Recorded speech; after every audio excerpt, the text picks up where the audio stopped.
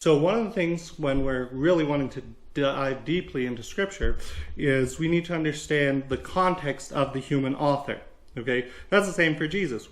There's a lot of the stuff we're going to misunderstand about what Jesus said and taught and did if we don't understand what it was like to be a first century Jew living in Palestine under Roman occupation. There's a lot of parts we're going to miss.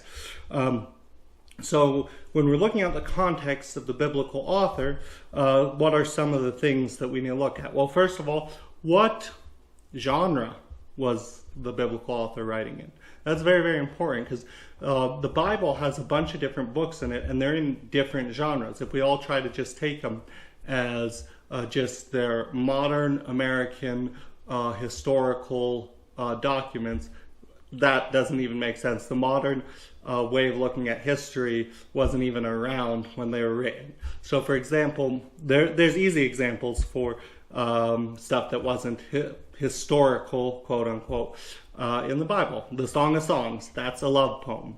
That's not purporting to be any kind of historical thing. It's a love poem. That's what it is. That's the genre it's in. And the same thing with Job. Job is not purporting to be historical. Even we could talk about, even if it is talking about a historical guy or not, that's not the genre it's in. And so we need to look and understand the different genres of things in Scripture, like the Psalms. The Psalms are songs. And a lot of times they're dealing with historical things. Many of the Psalms are talking about historical things that happened to Israel, but they're doing it in a song form. Okay, so that's the first thing that we need to understand, is looking at the genre.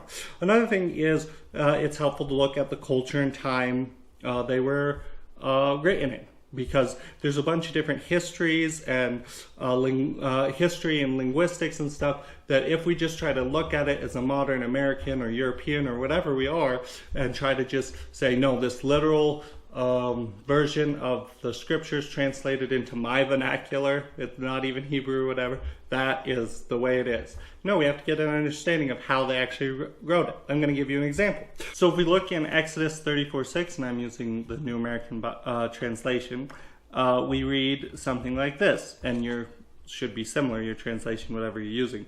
It's God describing himself to Moses, right? That's the context. What it says in the translation is, the Lord, a merciful and gracious God, slow to anger and rich in kindness and fidelity. It's a really cool verse. I really like it. The whole part is really cool, except it doesn't say that he's slow to anger. It doesn't say that. This is a classic thing if you're ever doing biblical translation or anything. This is the classical example. That's why I'm giving it to you.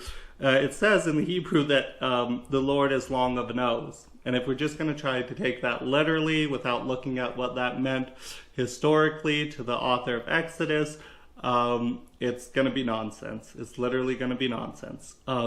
So long of nose was a Hebrew idiom to say slow to anger, patient.